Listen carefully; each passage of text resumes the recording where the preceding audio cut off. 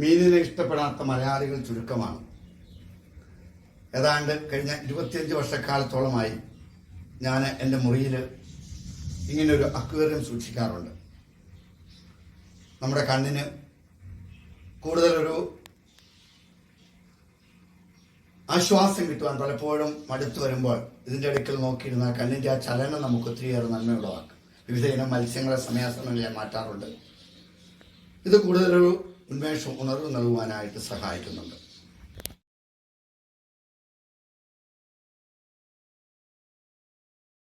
ജൈവവള നിർമ്മാണത്തിന് വേണ്ടി ഉണ്ടാക്കിയ ടാങ്കാണിത്. എന്നാൽ അതത്ര വിജയകരമല്ല വന്നതുകൊണ്ട് ഇങ്ങനെയൊന്ന് ഞാൻ മാറ്റിയതാണ്. മീൻകുളമാണ്. ഏതാണ്ട് 10-40ഓളം ജയന്തി കൗര ഇതിനകത്തുണ്ട്. 1/2 കിലോ മുതൽ 3-4 കിലോ വരെയുള്ള മീൻ ഇതിനകത്തുണ്ട്. അതുപോലെ ഗിഫ്റ്റ് തിലോപ്പിയ ഉണ്ട്.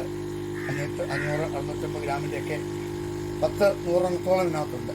അതുപോലെ അടുത്ത 4 ലിറ്റ റെഡ് തിലോപ്പിയയും രോഗു കുഞ്ഞുങ്ങൾ 3 ടാങ്കുകളാണ് ഓരോ ടാങ്കിലായിട്ട് കിടക്കുന്നുണ്ട്. വളരെ ഒരു ഉന്മേഷം നൽകുന്നു.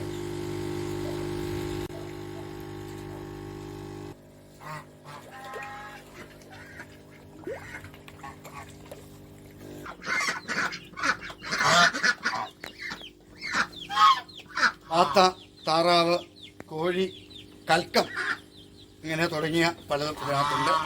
എല്ലാം ഒരു കൂടിനകത്ത് ക്രമീകരിച്ചിരിക്കുകയാണ്. കുറുക്കൻ്റെയും പാമ്പിൻ്റെ ഒരു ശല്യം ഉണ്ടാകാതിരിക്കാൻ പൊതുവായിട്ട് കൂട് അതിനകത്ത് തന്നെയാണ് കോഴിക്കൂടും ക്രമീകരിച്ചിരിക്കുന്നത്.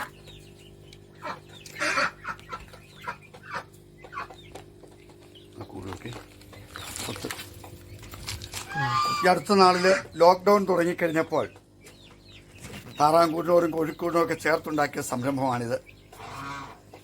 കൂടിനകത്ത് അടച്ചുപൂട്ടി വളർത്തലിനപ്പുറം കുറേ നാച്ചുറൽ ആകണമെന്ന് വിചാരിച്ചാണ് ആർട്ടിഫിഷ്യലായിട്ട് ഓടും ഒക്കെ വെച്ച് ഗുഹയുണ്ടാക്കിയിരിക്കുക. അതോടൊപ്പം തന്നെ ഇരുമ്പിൻ്റെ ഒരു കൂടകത്തുണ്ട്.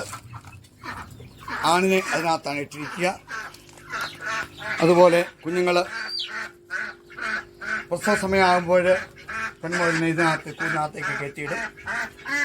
അതിനകത്ത് പ്രസവിച്ചു.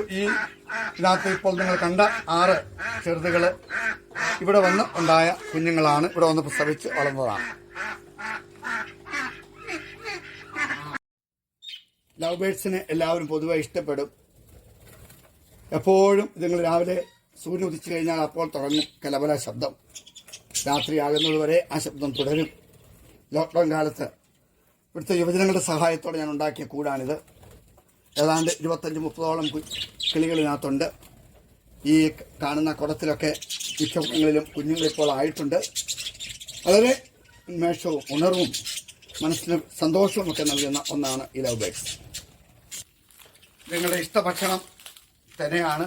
അതോടൊപ്പം തന്നെ പനിക്കൂർക്ക, തുളസി ഇവയൊക്കെ ആരോഗ്യത്തിനേറ്റവും ആവശ്യമാണ്. അത് പള്ളിമുറ്റത്ത് തന്നെ പറിച്ചു കൊടുക്കുന്നു.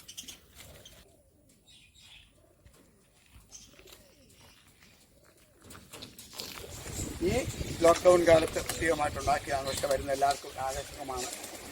അകത്ത് പ്രാവിൻ്റെ കൂടെ പുറത്ത് നെറ്റ് കെട്ടിയിരിക്കുന്നത് ഇതുങ്ങൾ പുറത്തു പോകാതിരിക്കാനും മറ്റ് പക്ഷികളുടെയും മൃഗങ്ങളുടെയും ശല്യം ഉണ്ടാകാതിരിക്കാനാണ് ആൾക്കാർ ഒത്തിരിയേറെ ഇഷ്ടപ്പെടുന്നത്.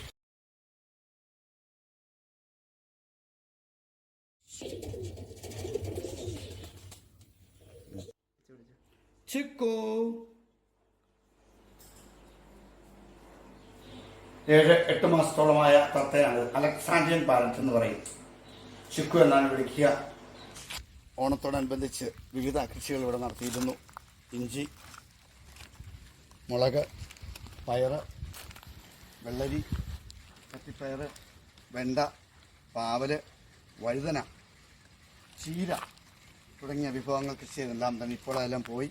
എൻ്റെ സ്ഥലം മാത്രമേ ഇപ്പോൾ കാണാനുള്ളൂ. പുതിയ കൃഷി ആരംഭിച്ചിട്ടില്ല. ഇഞ്ചി എടുക്കാനുണ്ട്. ബാക്കി ഇവിടെ ഉണ്ടായിരുന്ന വെണ്ടയും ഇതെല്ലാം തീർന്നു. ഇനി പുതിയ കൃഷി ഇറക്കണം.